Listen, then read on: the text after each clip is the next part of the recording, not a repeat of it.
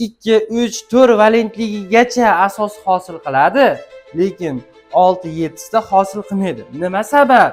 Sababi metal emas, xossasi nomayoqlar. Mana bu quyidagi metallar yozib qo'yilgan. Xo'p, asoslar hosil qiluvchi metallardan bir valentli metallar. Metalni valentligi gidroksid esa metalga tushadi. Lekin birlar nima qilinmaydi? Metal nomi bunda ham birinchi aytiladi. Nomi nima ekan?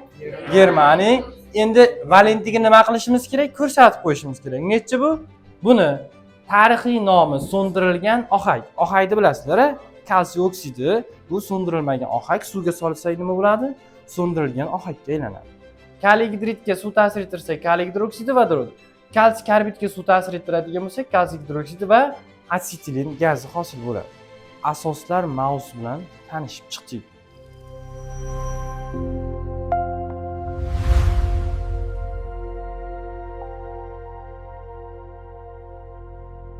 Xo'p, bugun sizlar bilan yangi mavzuni o'tamiz. Yangi mavzumiz asoslar mavzusi. O'tgangi darsimizda sizlar bilan oksidlar mavzusi bilan tanishgandik. Bugungi yangi mavzumiz asoslar mavzusi. Asoslar ya'ni gidroksidlar. Xo'p, asoslarning umumiy formulasi, mana bu Me bu metal va mana bu gidroksil guruh. Xo'p, asoslarning umumiy formulasidan foydalanib biz quyidagi ta'rifni nima qilamiz? Keltirib chiqaramiz. Ya'ni asoslarga ta'rif: metal atomi va bir yoki bir nechta gidroksil guruhdan tashkil topgan murakkab modda. Ya'ni asos tarkibida nima bo'lishi kerak ekan? Metal atomi va bir yoki bir nechta, bu n qiymati 4 gacha bo'lishi mumkin. Tushundingizmi? Ya'ni bir yoki bir nechta gidroksil guruhdan tashkil topgan mana bu birikma asoslar hisoblanadi. Tushundingiz-a? Xo'p, asoslarni hosil qiluvchi quyidagi bizga asosiy metallar ishlaydi. Juda ham ko'p ishlaydigan metallar mana bu quyidagi metallar yozib qo'yilgan. Xo'p, asoslar hosil qiluvchi metallardan bir valentli metallar. Nimalar hosil qilar ekan? Metal atomlari hosil qiladi va metal atom bilan birgalikda gidroksil guruhi birikib asosni hosil qilar ekan. Xo'p, 2 valentli metallar, 3 valentli metallar, mana bu 1, 2, 3 valentli metallar o'zgarmas valentli metallar hisoblanadi. Xo'p, bu yog'i esa o'zgaruvchan valentli metallar, ya'ni 2, 4 valentlilar Germaniya qalay qo'rg'oshin, 3, 5 bo'lardi, lekin surma bilan vismutni 3 valentligida asos hosil qiladi, 5ida esa asos hosil qilmaydi. Buni sababini hozir aytaman. Xo'p, 2, 3 temir, kobalt, nikel, 1, 2 mis, simob, 1, 3 oltin, 2, 3 4 marganez, 2, 3 xrom. Endi sizlar bilan marganezni, xromni va vismut bilan surmani valentligini bilamiz. Vismut bilan surmani valentligi qanaqa edi? 3, 5. Xo'p, marganezni valentligi qanaqa edi? 2, 3 4 6 7. Xromni valentligichi 2, 3 6. Demak, surma bilan vismut 3 valentli holatda asos hosil qiladi, lekin 5 valentli holatda hosil qilmaydi. Xrom 2, 3 valentlida asos hosil qiladi, lekin 6 valentligida hosil qilmaydi. Marganez 2, 3, 4 valentligigacha asos hosil qiladi, lekin 6, 7 da hosil qilmaydi. Nima sabab? Sababi metal emas, xossasi nomayoqlar. Xo'p, metal emas atomlarini bilasizlar. Nechta metal emas atom bor edi? Element atomlari 20 ta. Bu 20 ta metal emas asos hosil qilmaydi va valentligi 4 dan yuqori bo'lgan metallar ham metal emas xossasi nomayoq ekanligi uchun nima qilmaydi ekan? Asoslarni hosil qilmas ekan. Endi asoslar, ya'ni gidroksil guruhni valentligi har doim necha bo'ladi? 1 valentli bo'ladi. Nima uchun 1 valentli? Chunki kislorod necha valentli bo'ladi birikmalarda? 2 valentli bo'ladigan bo'lsa, bu ikkita qo'li bor deganimi? Ikkita qo'lidan bittasida vodorod atomini tutib tursa, bittasi esa bo'sh bo'ladi. Aynan mana shu bitta bo'sh qo'li bilan metal atomi bilan bog'lanadi va u 1 valentli hisoblanadi. Demak, gidroksil guruhi necha valentli bo'lar ekan? 1 valentli bo'lar ekan. Xo'p, bularga misollar qilib yozganmiz. Mana misollar ko'rib chiqamiz. Xo'p, natriy gidroksidni yozadigan bo'lsak, natriy o'zgarmas 1 valentlimidi? O'zgarmas 1 valentli metallarning hammasi xuddi shu natriy kabi asos hosil qiladi. Ya'ni metal atomi yoziladi va uni yoniga gidroksil guruh qo'shib qo'yiladi. Ana endi indeks qilib olib tushamiz. Indeks nimaligini bilamiz. Oksidlarda ham kres holatda qarama-qarshi qilib indeks qilib olib tushganmiz atomlarni. Xo'p, natriyning valentligi 1, gidroksidniki esa 1. Birlar tushadi, lekin birlarni nima qilmaymiz? Yozmaymiz. Shu holatda qolar ekan. Va endi buni nomlaydigan bo'lsak, birinchi metal nomi aytiladi, undan keyin esa gidroksid qo'shimchasi qo'shib qo'yiladi. Ya'ni natriy gidroksid. Xo'p, endi kalsiy o'zgarmas ekvivalentliklardan misol qilib, kalsiyni oldik. Kalsiy ekvivalentli gidroksid guruhchi 1 valentlik. Kalsiyning valentligi gidroksidga tushadi, lekin buni biz qavs orqali olib tushishimiz kerak. Agarda siz qavs qo'ymasdan ikkini shundoq tushirib qo'yadigan bo'lsangiz, unda mana bu ikki faqatgina vodorod atomiga tegishli bo'lib qoladi. Tushundingizmi? Vodorod atomiga tegishli bo'lmasligi kerak. Nimaga? Chunki mana kalsiy gidroksidini yozadigan bo'lsak, agar siz mana bunday tarzda yozib qo'ysangiz, unda xato hisoblanadi. Chunki kislorod bilan vodorod ikkalasi birgalikda bitta guruh, ya'ni gidroksid guruhni hosil qiladi. Va bu guruhning valentligi o'zgarmas 1 bo'ladi. Agar shu tarzda yozsam, bu ikki indeks faqat vodorod atomiga tegishli bo'ladi. Bunaqa bo'lmasligi uchun nima qilamiz? Qavs orqali keyin 2 olib tushamiz. Tushundingiz-a?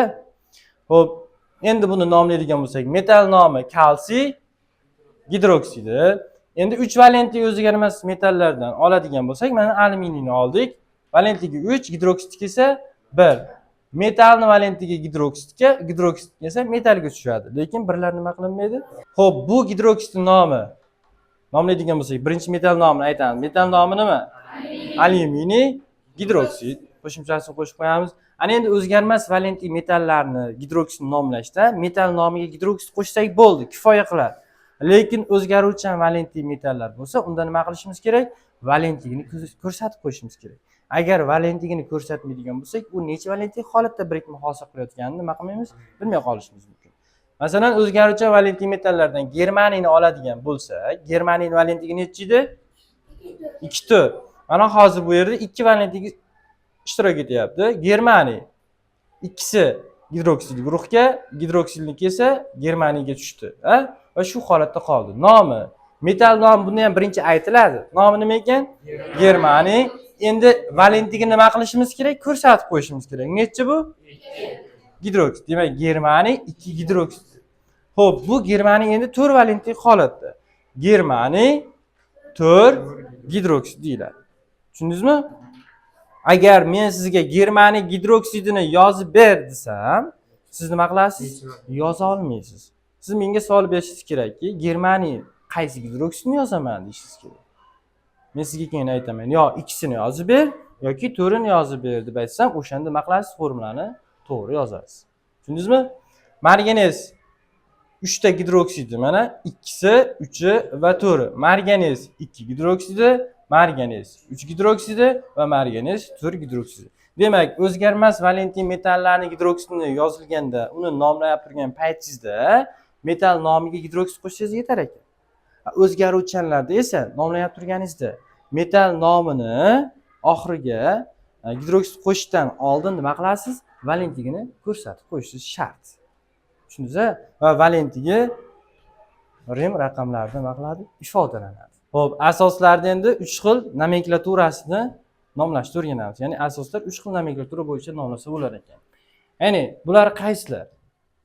Tarixiy, ya'ni empirik, ratsional. Ratsionalning ma'nosi aql, idrok va sistematik iyupagi va sistematik yangi nomenklaturasi. Xo'p, bu nomenklatura bo'yicha nomlash. Masalan, temir 3 gidroksidi bu. Bu temir 3 gidroksidining tarixiy nomi nima? Zang. Ratsional nomi nima ekan? Temir 3 gidroksid. Temir 3 gidroksid deyishning sababi, gidroksil guruhdan nechta bor? 3 ta. 3 degani nechi? 3 mi? Demak, temir 3 gidroksid deb nomlaysiz. Bu ratsional. Ya'ni ratsional nomenklaturada bitta guruh asos qilib olinadi va unga bog'langan metal nomini nima qilamiz? Aytib qo'yamiz. Tushundingizmi? Demak, temir 3 gidroksid. Sistematik nomini aytadigan bo'lsak, temir 3 gidroksidi. Tushundingizmi? Endi buni tarixiy nomi so'ndirilgan ohak. Ohakni bilasizlar, kalsiy oksidi. Bu so'ndirilmagan ohak. Suvga solsak nima bo'ladi? So'ndirilgan ohakka aylanadi. Xo'p, so'ndirilgan ohak bu tarixiy nomi, ya'ni xalq tilida nomlanadi bu. Endi ratsional nom bilan nomlaydigan bo'lsak, kalsiy dihidroksid. Di degani nima degani? Mana bu gidroksiddan ikkita bor degani. Tushundingizmi? Demak, kalsiy dihidroksid bu ratsional. Xo'p, sistematik nomini nomlaydigan bo'lsak, kalsiy gidroksid. Bo'ldi. Nimaga? Chunki bu o'zgarmas valentli metal hisoblanadi. Xo'p, endi asoslarni o'zini ham 3 ta toifaga nima qilamiz? Bo'lamiz. Bular suvda eriydigan asoslar, ya'ni ishqorlar. Ishqor so'zini ma'nosi o'yuvchi, yemiruvchi, to'g'ri degan ma'noni anglatadi. Va ularning vakillari metal gidroksidlardan litiy, natriy, kaliy, seziy, fransiy, kalsiy, stronsiy, bariy, radiy, rubidiy gidroksidlar. Ishqoriy va ishqoriy yer metallarining gidroksidlari bular ishqor hisoblanadi. Tushundingizmi? Ya'ni suvda eriydi bular. Xo'p, bularning olinishi metalga, mana bu nima? Suv bu. Faqat suvni men boshqacharoq yozib qo'ydim. H2O bo'lardi-yu. Men nima qildim? Vodorod, keyin OH yozdim. Bu ham nima? Suv. Metalga suv ta'sir ettirsak, metal gidroksidi va vodorod chiqadi. Sababi, mana bu metal OH ni oladi.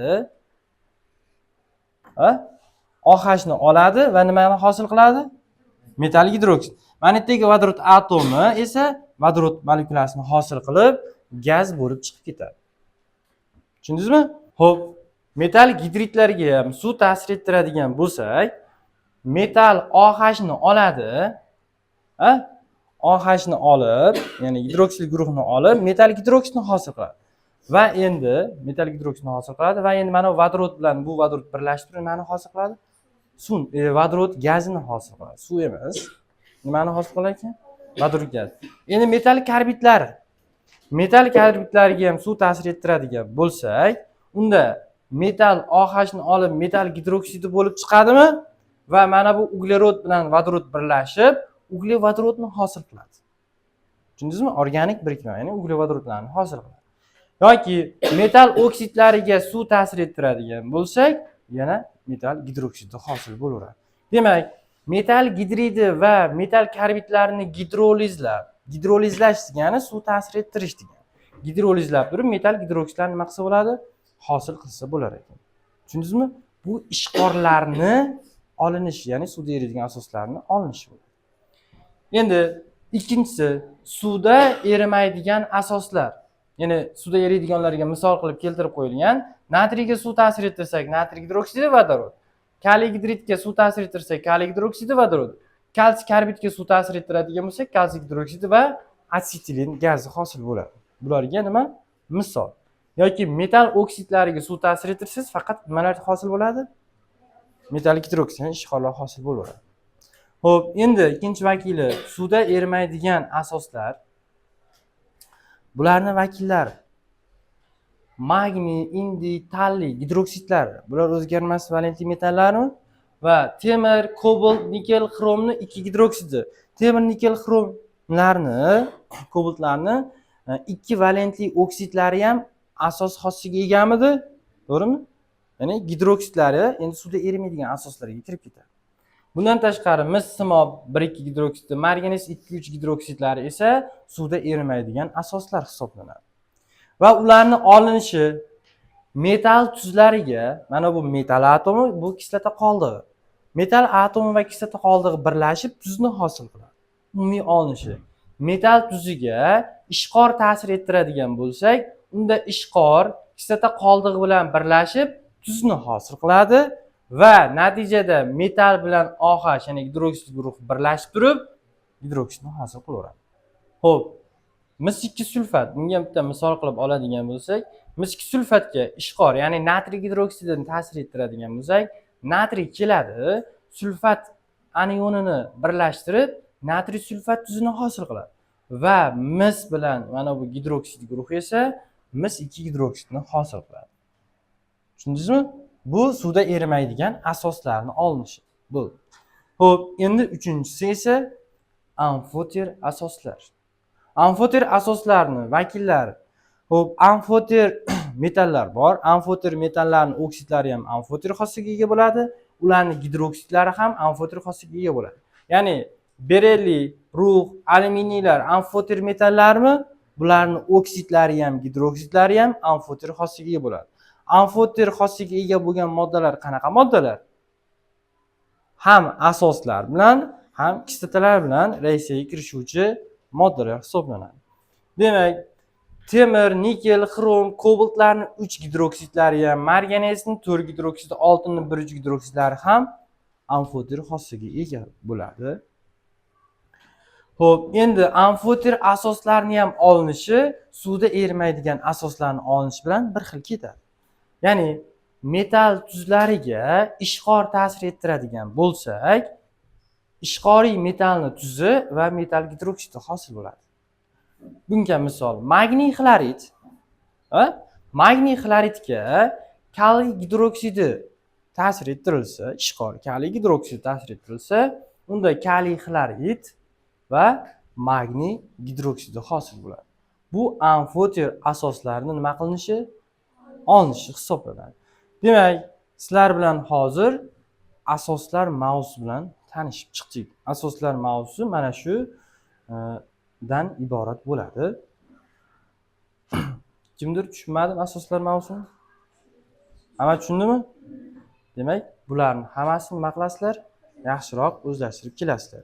Va sizlarga bu topshiriq bo'ladi. Mana bu yerda yozib qo'ygan metallarimni, o'ziga emas, valentin metallar, 1, 2, 3 valentin va o'zgaruvchan valentin metallar. Bularni gidroksidlarni formulasi va nomi bilan nima qilasizlar? Yozib kelasizlar. Jami sanab chiqsalaring, menimcha 42 ta asos hosil bo'ladi. Tushundingizmi?